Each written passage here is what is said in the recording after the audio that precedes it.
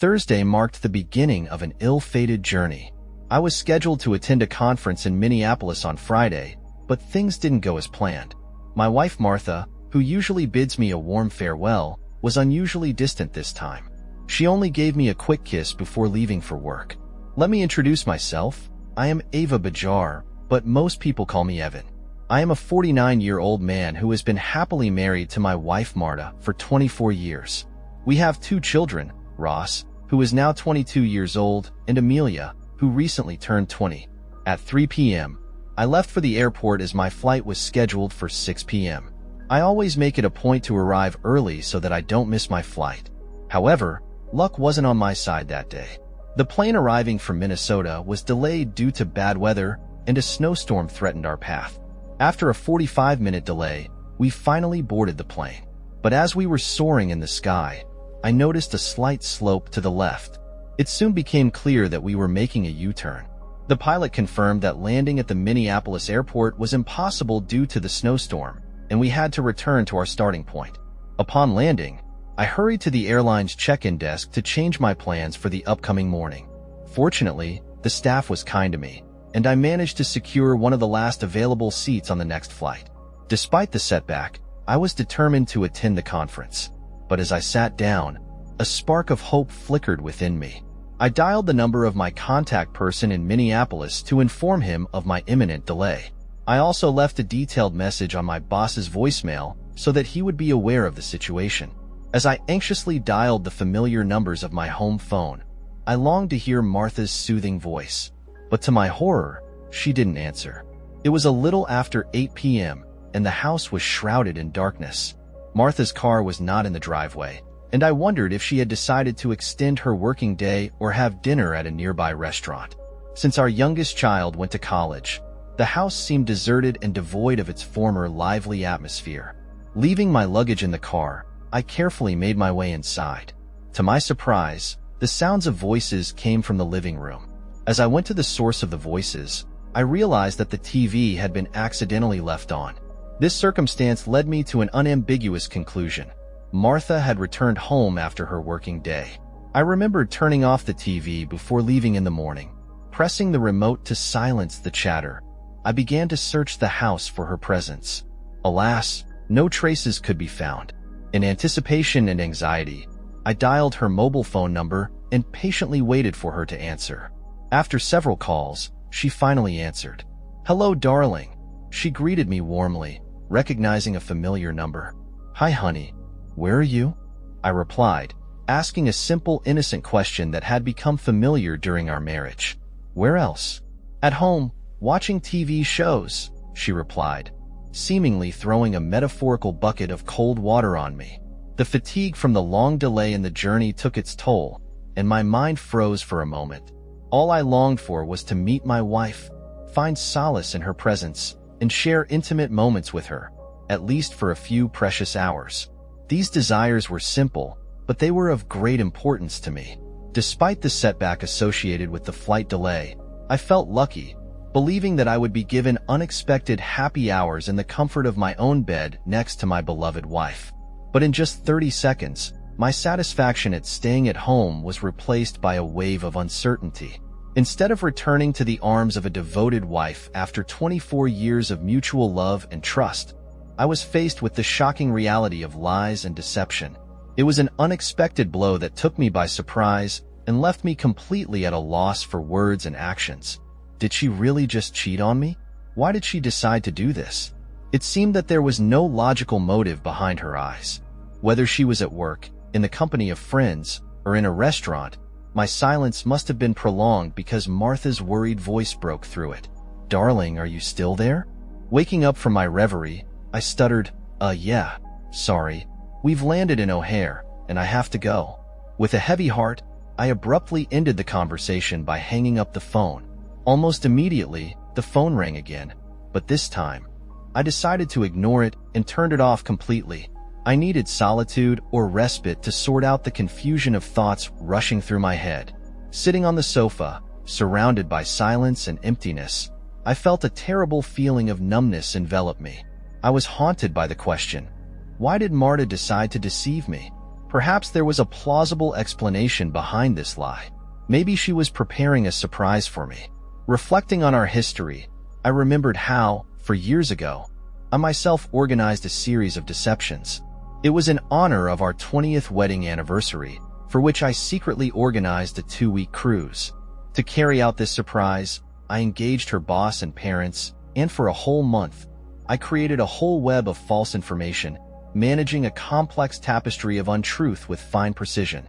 The memories of this light culminated on the day we went to Miami for the weekend, and it was only at the pier that I discovered the surprise. A couple of cruise tickets.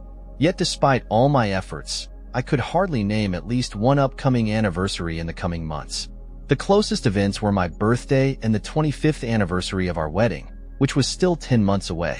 In the midst of this confusion, one persistent thought crept into my head, which required attention, but I resolutely rejected it. It was a thought that I categorically refused to accept. Not us. Others might find themselves in such situations, but not us. It was just unthinkable, and that's what I told myself. Realizing that my daughter Amelia might be aware of all the surprises and plans of Marta, I quickly turned on the phone and dialed her number from memory. "Hi, Daddy, how are you?" The voice of my beloved daughter came on the phone. "Hi, baby, how are you?" I asked with genuine curiosity. Amelia replied, "Nothing special, Daddy. I've just finished doing my homework, and I'm watching TV right now." Feeling the importance of the situation, I cautiously asked, "Did you talk to your mom recently, and she didn't tell you anything?" Amelia replied, "No. We had our usual weekly phone conversation on Sunday." With a glimmer of hope, I asked Amelia a question, desperately trying to find from her at least some information about the surprise that Marta could have prepared for me. "Do you happen to know anything about the surprise she's preparing? Don't tell me what it is. Just let me know if your mom is planning something," I asked, my voice full of anticipation. Amelia's answer shattered my expectations. "No, Daddy, nothing. Why do you ask? What is it?" she asked, not realizing that I was so worried. Coming up with a weak explanation, I said, "Well, she's been acting pretty weird lately, and I wondered if she was hiding some nice surprise, maybe for my 50th birthday." Amelia quickly dismissed the thought, saying, "No, not yet, Dad. Didn't we celebrate your birthday last month?" Having failed, I accepted the truth and wished my daughter good night. "Good night, Daddy," she replied, dejected. I realized that there would be no surprise, which I had hoped for. The question remained open. Why would Marta deceive me? Possible explanations began to emerge in my head. Perhaps it was due to the upcoming promotion. That's probably how it is, I concluded, although I couldn't understand why she would lie.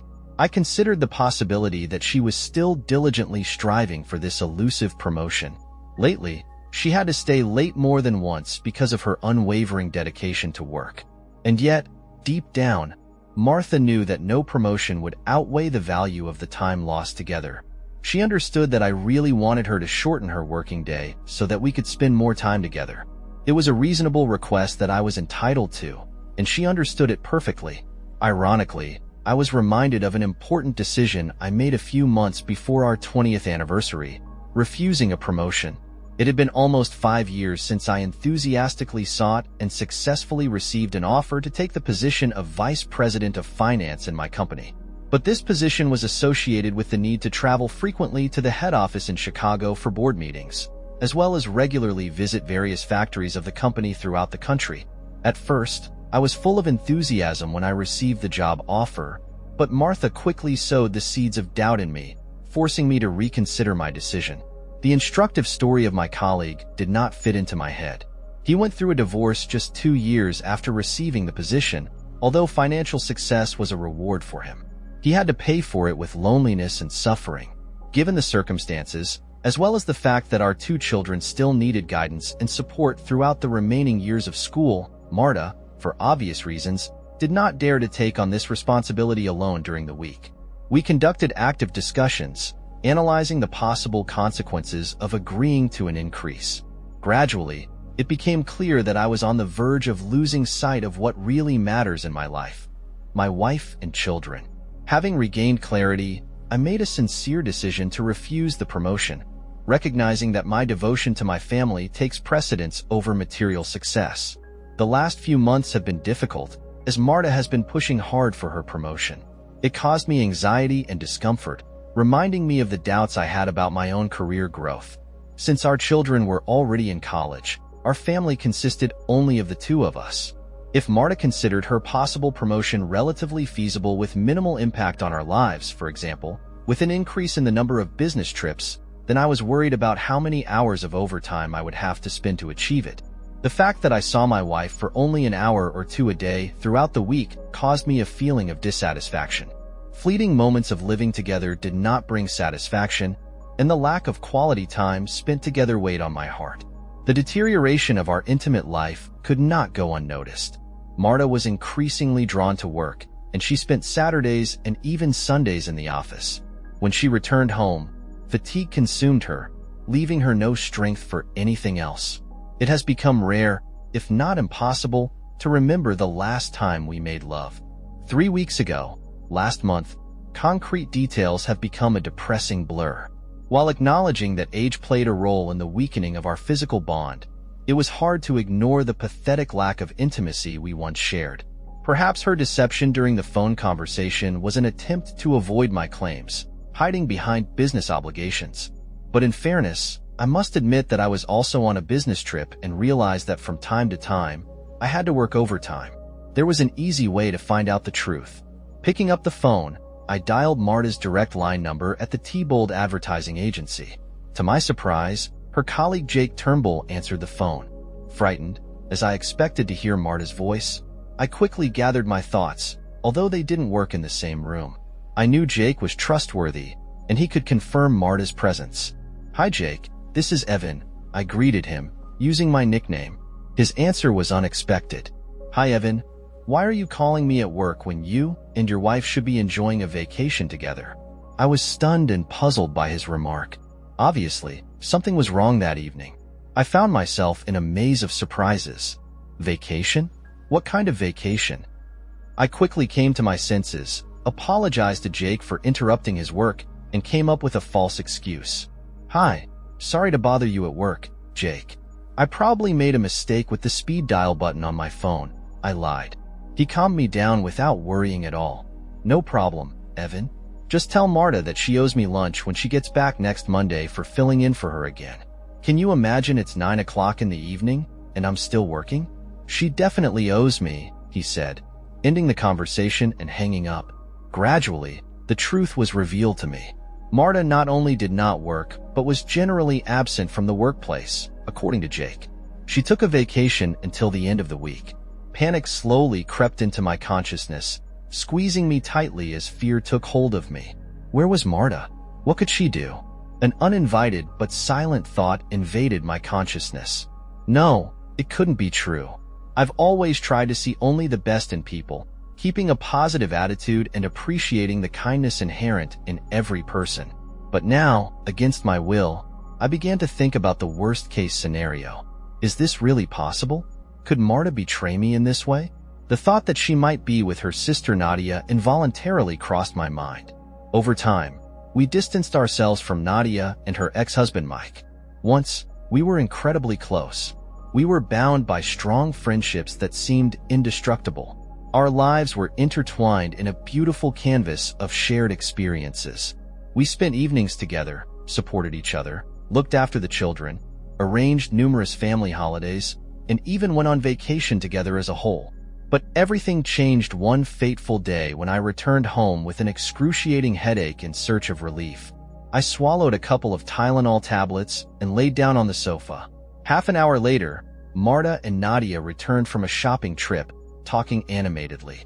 Unaware of this, I remained unnoticed on the couch. Suddenly, Nadia started talking. "Have you noticed the new product manager at the grocery store?" My heart was pounding. I was anxiously waiting for Marta's answer. She calmly replied, "Of course he's cute, if I may say so." And then, anxiously, she remarked, "And he smiled at you. It would be better if he was smiling after yesterday's rendezvous in the back seat of my car." Nadia exclaimed defiantly. To my surprise, my wife replied in a disapproving tone, "Oh, Nadia, not that. One day, you will be caught, and you risk losing a good husband and maybe even more." Nadia, Not at all embarrassed, answered confidently. Don't worry, big sister. I'm always careful. With these words, they abruptly left, leaving me in a state of uncertainty.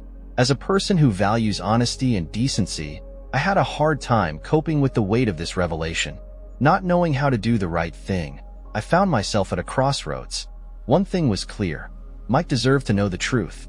The news of Nadia's infidelity would undoubtedly break him, and my heart ached at the thought. I knew perfectly well that Mike, having found out about her infidelity, would not hesitate to throw Nadia out of their house. The burden of the potential destruction of their marriage was on my conscience. Did I really want to be the cause of such a major change? Before I had time to make a final decision, my wife returned home with our children. I consoled myself with the fact that she did not approve of her sister's actions, realizing that she had her own thoughts on this matter. By a trick, I decided to postpone making a final decision on her that evening. When we were getting ready for bed, I touched on this topic, seeking her advice. Honey, I found myself facing an incredibly difficult choice, and I really need your advice, I began cautiously. Let's pretend I overheard a conversation today. I explained the situation to Marta, informing her about the discovery of the fact of infidelity in our environment. Her expression betrayed initial uncertainty. What should I do? I asked seriously. Expose the cheater? Should I feel anger towards him? Marta thought for a moment, carefully considering the various circumstances that could accompany such a situation. Well, she began slowly, it may depend on the specific circumstances. Maybe this is a one-time mistake, or maybe a mistake made under the influence of alcohol. There are many factors that need to be taken into account. Feeling the need for further clarification, I suggested some alternative scenarios for the convenience of discussion. Let's say, for example, that this is our friend Mike. Imagine that he picked up a woman in a bar, and this behavior is not unique. He has cheated before. Should we turn a blind eye to this and ignore it? I asked, wanting to know her opinion. The gravity of the situation hung in the air while I considered possible options for action. From a sudden realization, Marta sat up abruptly in bed, clutching the phone tightly. Bastard, she growled angrily. It was obvious that she felt it necessary to take immediate action and tell Nadia about the betrayal. Instinctively, I carefully picked up her phone and said, "Let me figure it out for myself, honey. This is my responsibility." Doubts arose in Marta's mind about the correctness of our decision. Are you sure this is right? What if she asked without hesitation? I confidently replied, yes, I am sure. I hope Nadia throws this bastard out of the house. Marta looked at me, determination flashing in her eyes, and said, we won't let him live with us. He can find another place for himself. I don't want to shelter a cheater in her house. Marta said firmly. Fortunately, luck was on my side. Mike picked up the phone. Hi, this is your beloved son-in-law. I began with a heavy sigh. Mike replied with a light sense of humor, you're my only son-in-law, so I think by default, you're my favorite. What's so important that you're calling so late? Taking a deep breath, I cautiously continued. I overheard a conversation today, and I have some truly terrible news for you. This is the news that will destroy your world. I warned him. Unfortunately, your other half is not quite right. To be honest, your spouse is cheating on you. It happened just yesterday. There was silence on the phone while Mike pondered this terrible statement. When he finally spoke, his voice was barely audible. Disbelief sounded in his words. I can't believe it, he managed to say. Doubt flashed in his tone.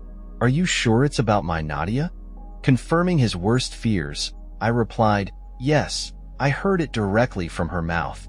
To call it a confession would be an exaggeration. Rather, it was a boast devoid of any hint of remorse. Expressing my regret, I told him, I am very sorry that I became the bearer of such terrible news. I believe that you will handle this in your own way, but remember, do not hesitate to contact us if you need support or someone to talk to. We will help you. The children, Jamaica, assured me, but before I could utter a word, he hung up the phone. Marta looked at me sadly, with tears in her eyes. I'm so proud of you, honey, she whispered. Her voice filled with both sadness and admiration. Overwhelmed with emotion, she asked, hug me, please. I feel so lost and scared.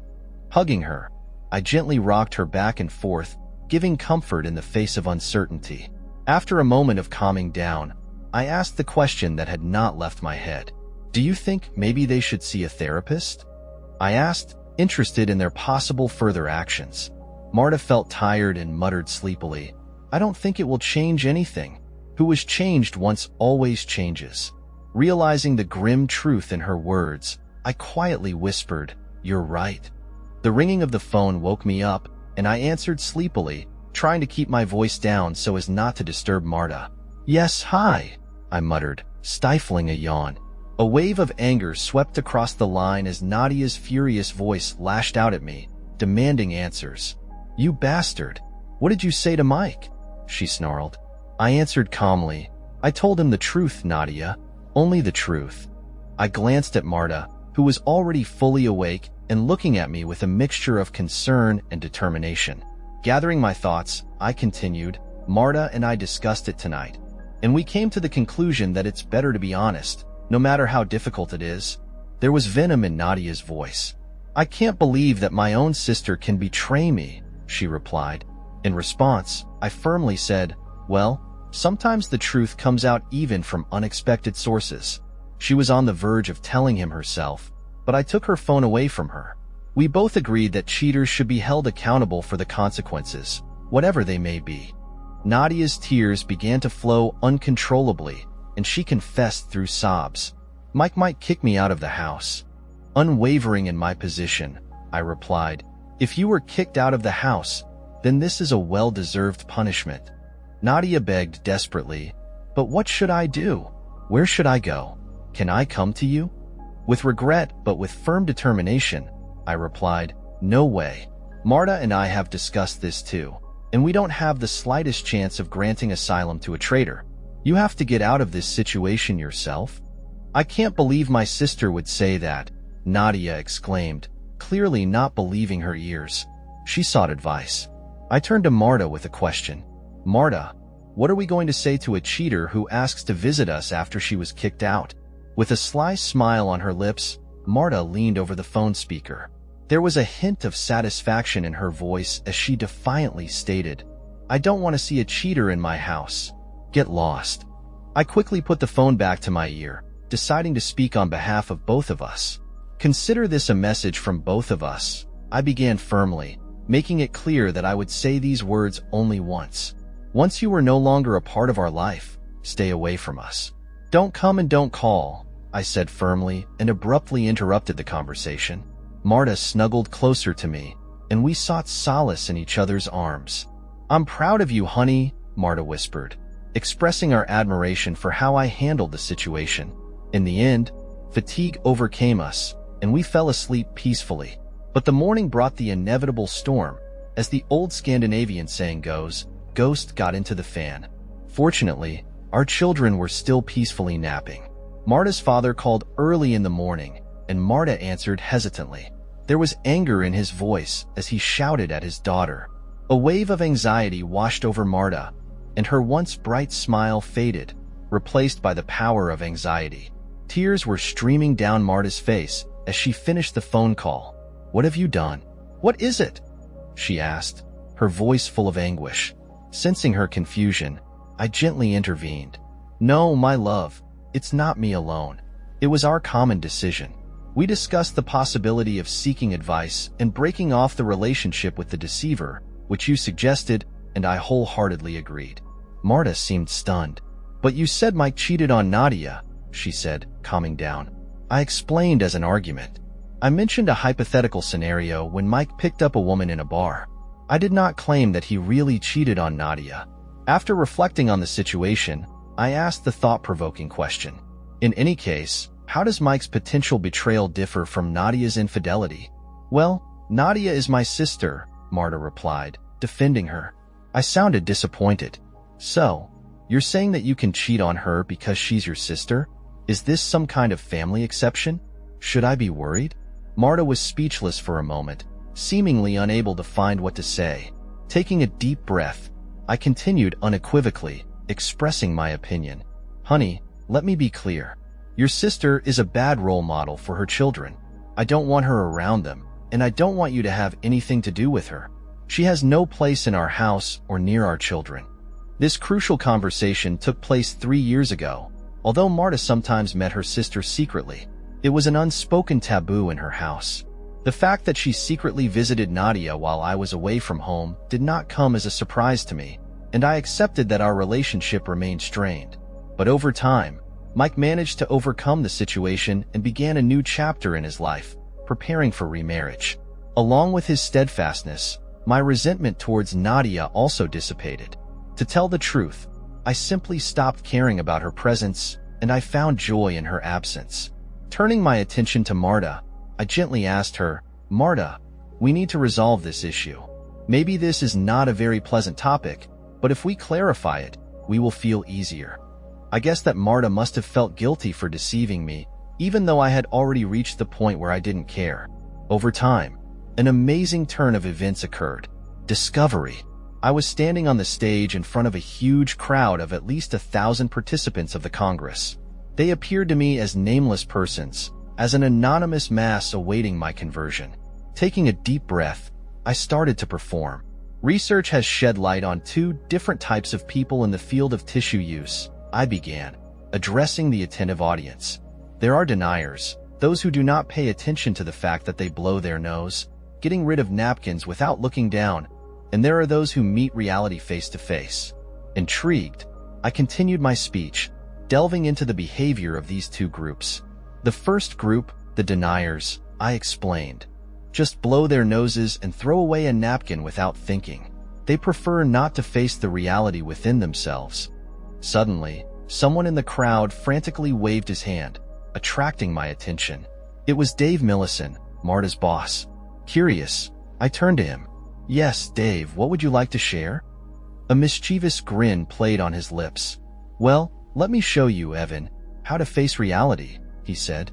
To my surprise, Jake Turnbull, who was sitting right behind Dave, stood up with a cheeky grin and added, "Me too, Evan. I confess, I also evaded your wife." Stunned, I looked around, but then another man I didn't know joined us, proclaiming, "I'm 3. Laughter erupted throughout the crowd, engulfing the hall. However, the unknown man quickly explained, "No, not really. I just always wanted to say that."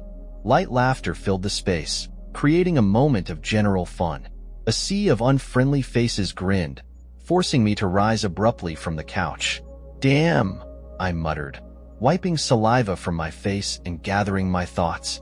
Looking at my watch, I realized that it was already midnight. I must have slept for over an hour. The thought flashed through my mind that Marta could have returned home during my sleep, perhaps unaware of my presence since I was not expected there. Walking briskly towards the bedroom, I entered it but found no traces. Then it dawned on me that she was most likely with her sister Nadia. Thinking about contacting Nadia and finding out about Marta's whereabouts, I hesitated. But then it dawned on me that if I knew Nadia's address, then I would have to act behind Marta's back to get it. Remembering that I was picking up Nadia's children from a certain place, I thought that maybe I still had Nadia's phone number. While preparing to search in the contact list, I noticed the Find My Phone app icon on my smartphone. A year ago, I installed it on both of our phones after I lost mine during a trip from New York to Cincinnati. Realizing its capabilities, I quickly opened the application. A few seconds later, I received data on the location of Marta's phone, Mills Lake. Perplexed, I asked, what could she do there? Nadia, on the contrary, was experiencing financial difficulties, so she could hardly afford to buy or even rent a cottage on Mills Lake. The situation was becoming more and more mysterious. Mills Lake was known as an exclusive residence, and the cost of cottages far exceeded the cost of our modest house. Using Google Earth, I carefully determined Marta's exact location. It turned out that she was in a secluded estate surrounded by an impressive stone wall. This discovery puzzled me. What could Marta be doing in such a luxurious millionaire's estate? The distance between Mills Lake and our town was an hour away, but the need to find out the truth forced me to act. At the same time, I understood that a direct conversation with her would most likely lead to a lie or evasion.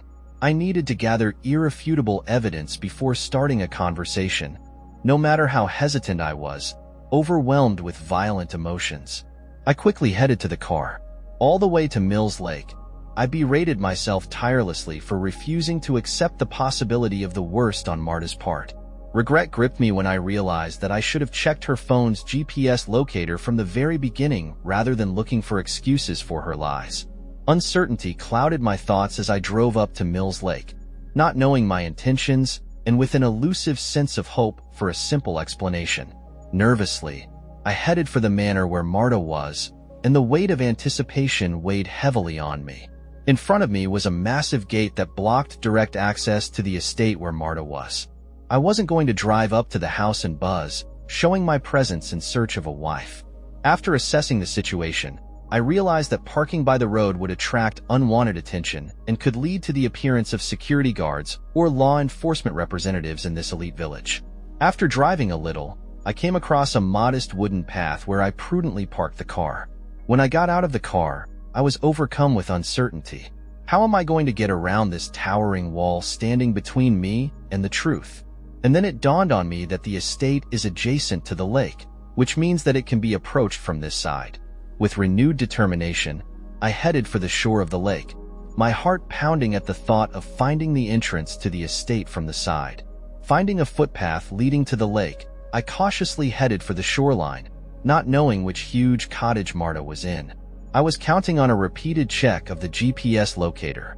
In the end, I got to a luxurious mansion where several lanterns were still burning on the second floor, but on the ground floor, it was semi-dark. Only one curtain remained open, and warm light poured out of it. In search of a vantage point, I came across a sturdy tree and climbed high enough to look inside. My gaze fell on a man in a white terry cloth robe, but I hardly recognized him. The man who looked older than me quickly disappeared from sight.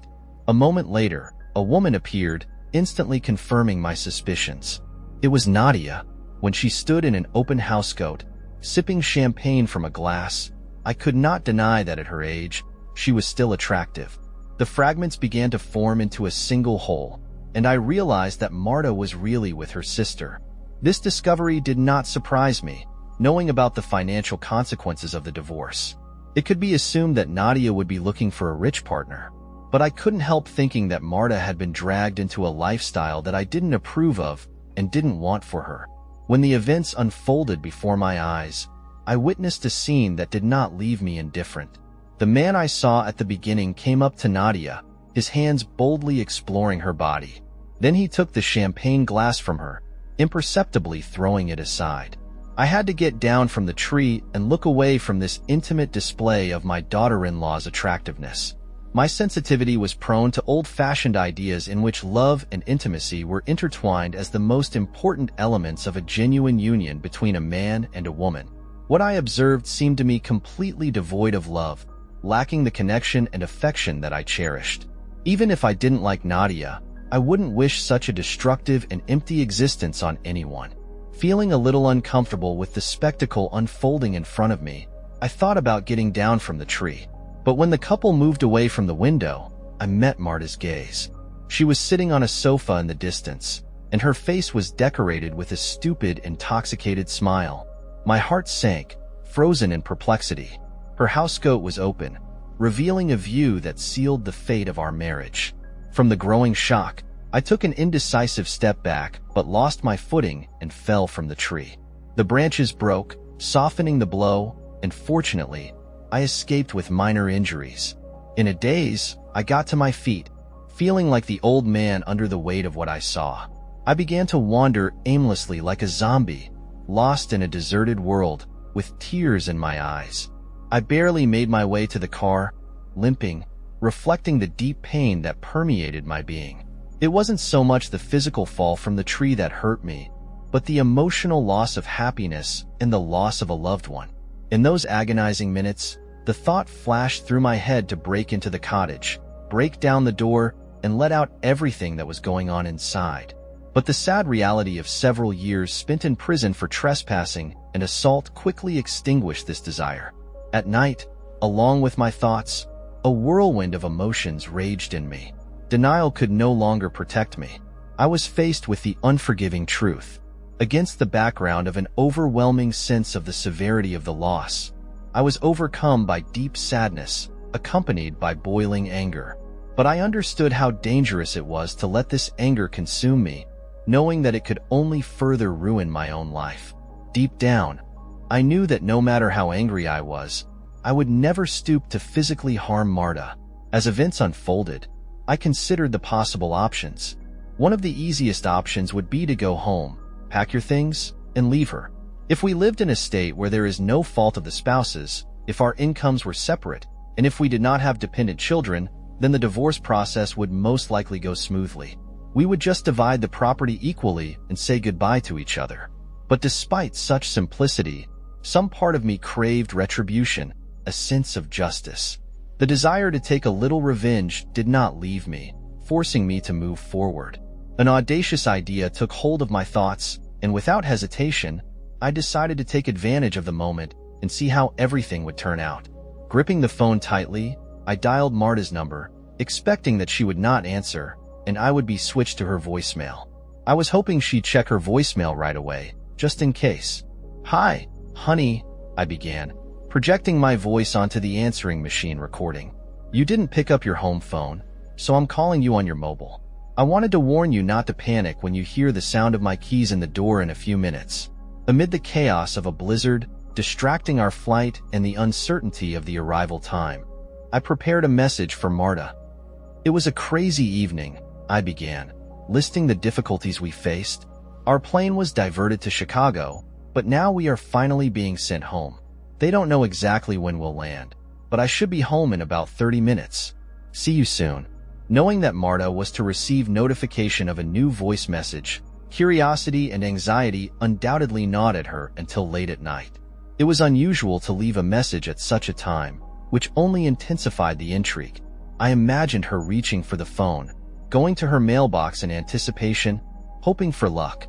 I silently prayed that Marta would be drunk enough and not pay attention to the fact that I could not use my mobile phone on the plane. Panic was growing inside her. She realized that she could soon get caught in her insidious web. In a rage, she was probably thinking about how to get ahead of me as soon as possible and return home, hastily dressing and answering questions from her sister and lover. My thoughts were suddenly interrupted by my own phone, bringing me out of my reverie. Without thinking about the consequences, I heard hurry to answer, instinctively realizing that she might be trying to determine the time of my arrival. "Hi, honey," I began with fatigue in my voice. "I'm sorry if I woke you up." "It's all right," she replied, trying to keep her tone even. "I'm on my way home. I'll be there in about an hour. Give or take a few minutes." Marta confirmed my answer with a simple, "Okay," and then abruptly ended the conversation. Soon, I saw a car drive out of the gates of the estate and rush down the highway. My heart stopped when I saw her driving recklessly, almost sliding into a ditch.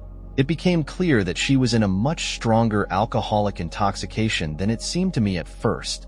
My anger and frustration intensified in March, but I quickly realized that her actions could lead to serious consequences, not only for herself but also for innocent strangers on the road. No matter how upset I was, I couldn't accept the thought that her life, as the mother of my children, was in danger. Having decided to ensure her safety, I decided to follow her, ready to intervene if necessary. Despite the resentment arising in me, thinking quickly, I dialed 911, and my voice sounded demanding when I told the operator, "I want to report a drunk driver."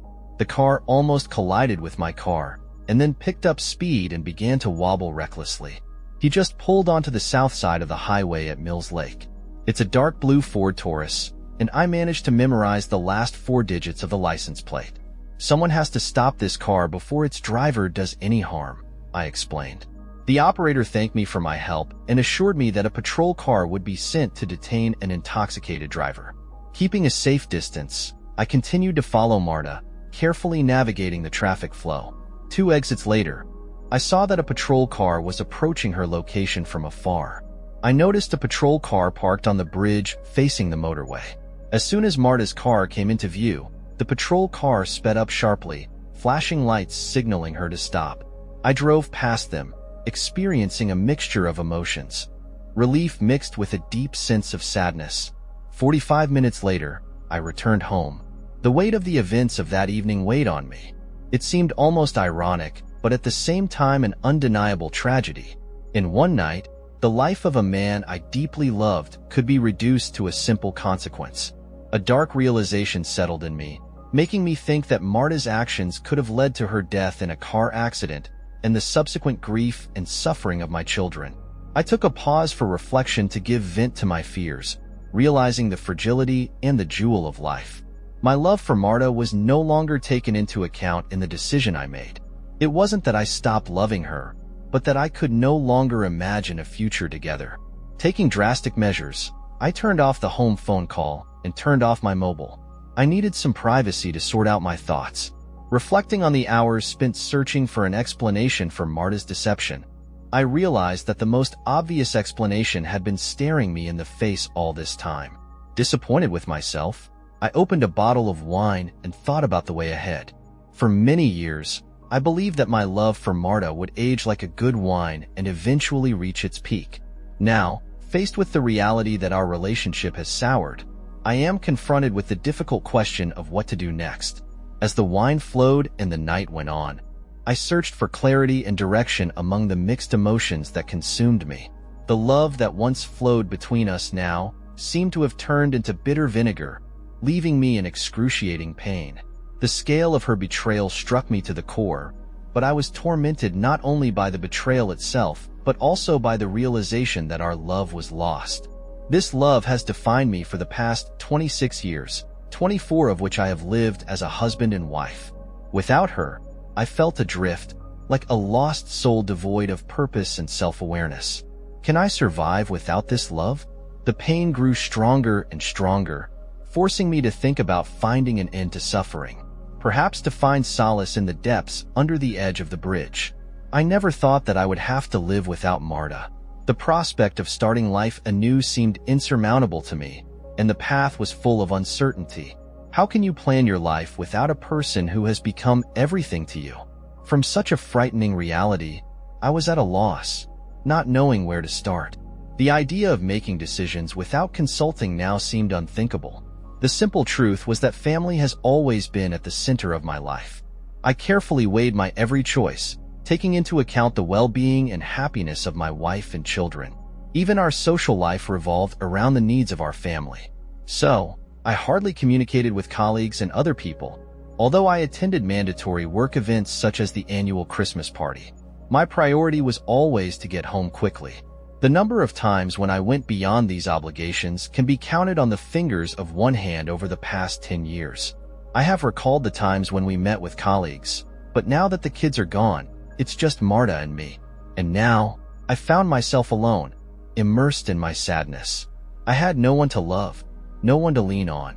For the first time in my entire existence, loneliness has become my unwanted companion. Why did she choose to step? Why would she cheat if a simple divorce would be more painful, but at the same time more careful in relation to those years and joy moments that we lived together? When exactly did she stop loving me? Did she tolerate our relationship only until our children grew up and moved away? When did her care and attention disappear? Where our children went on their own journey, I saw it as an opportunity to invest more in Marta and our relationship. But I didn't know that she saw it as the end of our common path. I witnessed how a stranger was constantly with me, indicating that they were comfortable with each other, or perhaps how easily deception penetrated into our lives. Marta and her love were leaving me in isolation without love, making it clear to me that we are no longer a couple. In the midst of despair, my pain became a link with life for me. It served as a painful reminder of what I had lost, of the best moments we shared, and most importantly, of the presence of our children.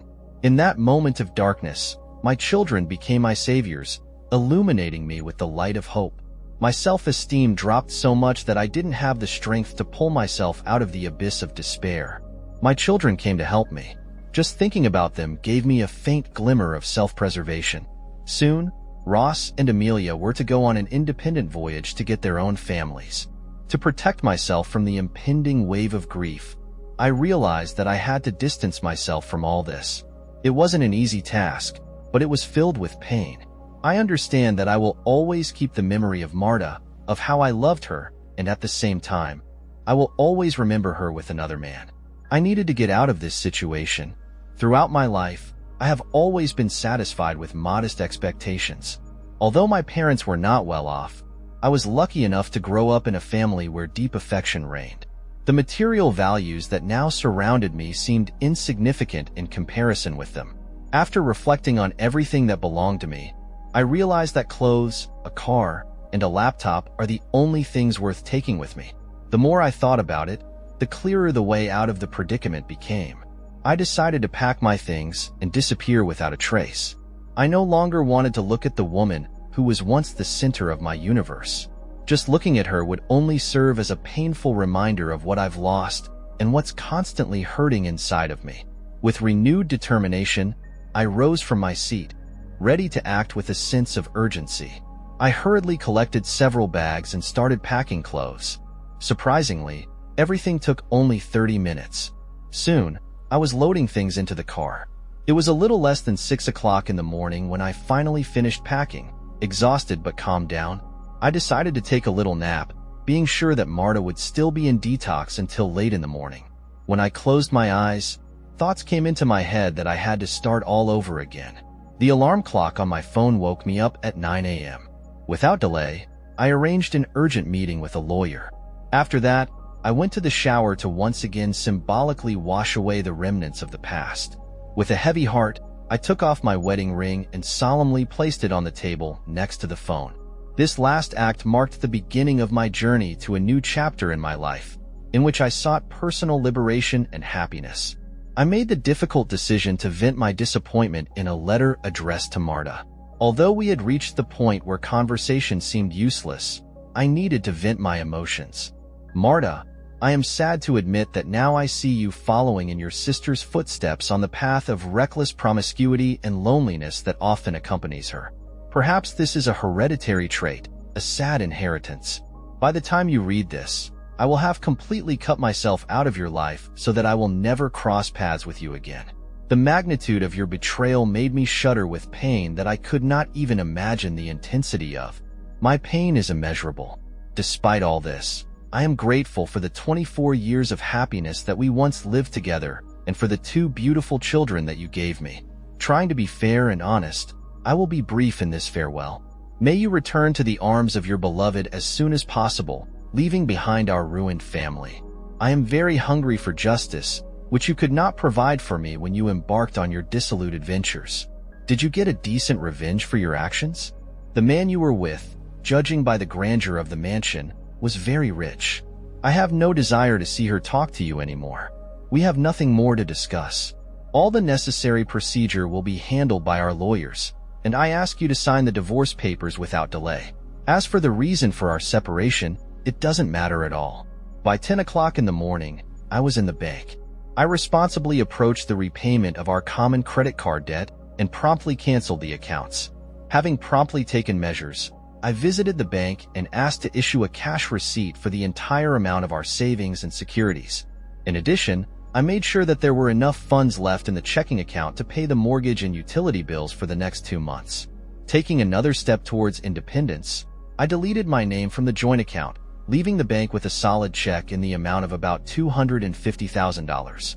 Before noon, I arrived at work, surprising my boss who expected me to be in Minnesota. When I told him the news of my immediate dismissal and relocation, his surprise increased. Our relationship has a unique meaning that goes beyond the typical employer-employee relationship. My boss holds his current position because I refused a promotion, and at first, he was not happy and owed me. But when he went through a divorce 2 years ago, I told him that this was the reason for my decision to refuse the promotion. Since then, our relationship has evolved from a traditional boss-employee relationship into a relationship of equal partnership.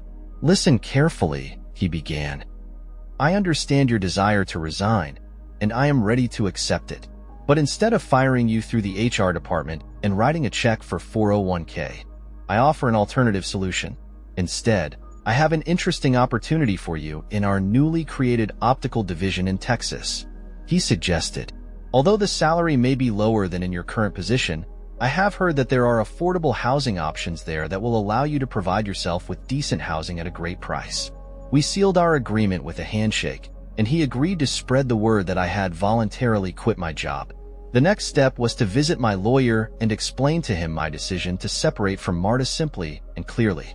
I instructed him to hand her the divorce papers and issue a power of attorney allowing her to sell the house, which represents 50% of our total fortune. In response, my lawyer tried to convince me that the possibility of getting a consultation could be considered as an alternative scenario, considering that he was also a close family friend. My lawyer quickly realized what changes were waiting for me when midnight comes. I'll be in another city, in another state, and without a wife. In the afternoon, I set out, feeling an irresistible fatigue that prompted me to seek respite. About 8 o'clock in the evening, I came across a fairly old motel. Naturally, you can't expect much from an institution with a price of $60 per night. But all I needed was a place where I could rest from fatigue. I dialed Ross's phone number using a disposable device I had bought earlier for exactly this purpose. "Hello, Ross," I greeted him when connecting. There was curiosity in his voice. "What is this number, Dad?" "Please keep this number," I replied. "This is my new phone number. By the way, is there any news from your mom?" Ross replied, "No." Taking a deep breath, I decided to be honest with my son. "I found out yesterday that your mom was unfaithful," I said. "Oh, Dad, not her," Ross lamented, worried. He asked, "And what are you going to do about it?" With firm determination, I talked about what I had already done. "It's all done, Ross. I packed up my things, cleared my bank accounts, leaving her enough funds until she sells the house. I quit my job, and now I'm going south. I'm done with her," I said firmly. "I will give her the freedom to continue her business with her sister, but she will no longer be my wife. At the end of this week, she will be handed the divorce papers," I shared. The heaviness of the conversation hung in the silence. Finally, Ross spoke, asking, "Does Amelia know?" "No, not yet," I said. "It all happened so suddenly. You're the first person I tell.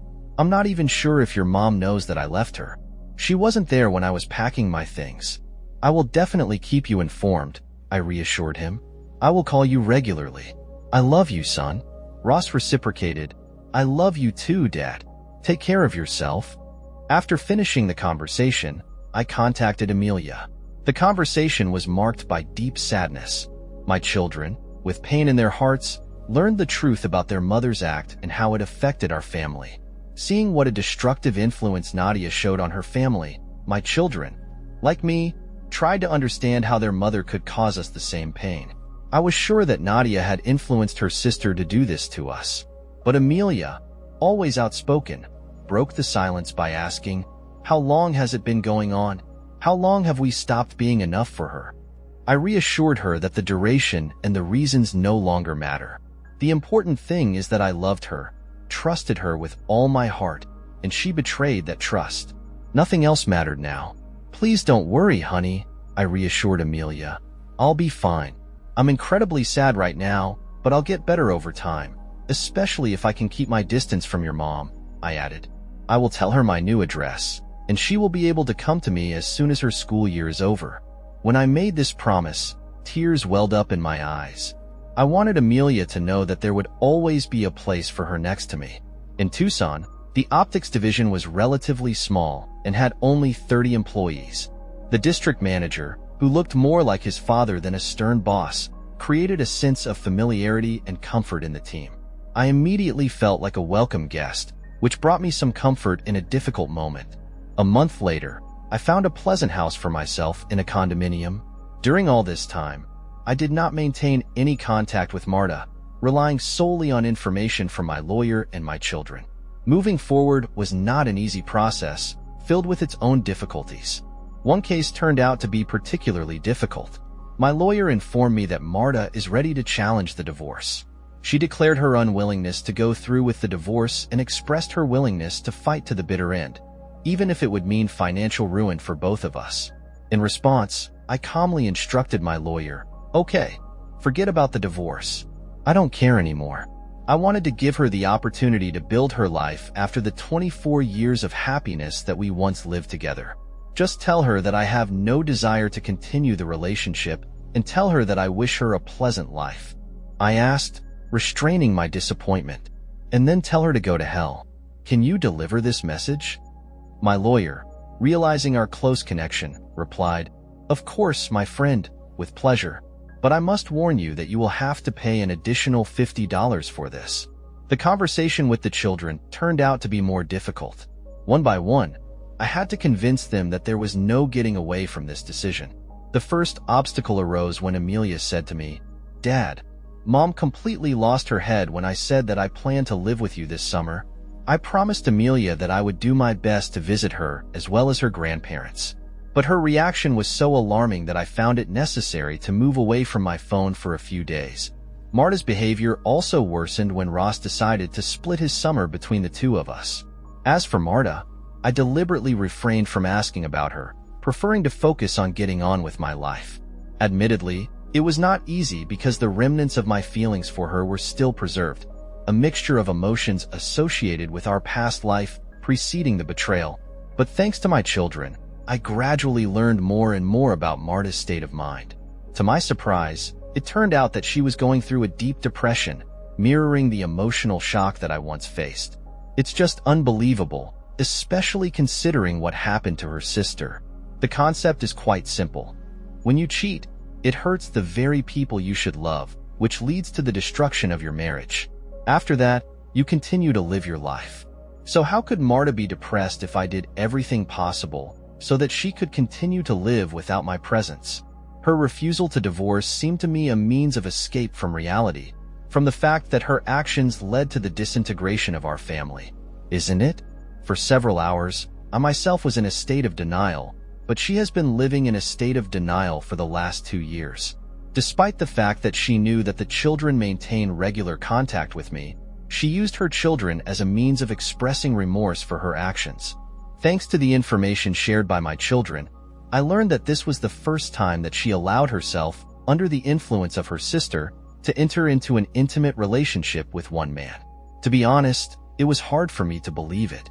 She apologized to the children, admitting that her betrayal was deliberate. She was well aware of the inevitable consequences that communication with Nadia, her lover, would lead to. Remembering that evening, she felt ashamed, hesitantly at first, but then, to relieve her guilt, she succumbed to the craving for alcohol. Having received a voice message about my imminent return to the house, Marta had already finished her date, believing that a long-term repentance of betrayal and a declaration of love would help her bring me back. She tried to convey this to me through our children. Through them, she tried to convince me that she was ready to do anything to prove her love for me. Although I understood that our children had hopes for reconciliation between us, I simply could not bring myself to agree to a conversation with Marta. The geographical distance between us was also a problem for them, as they had to make a choice between their mother and me. Marta has always been relentless in her quest to reveal my whereabouts from our children.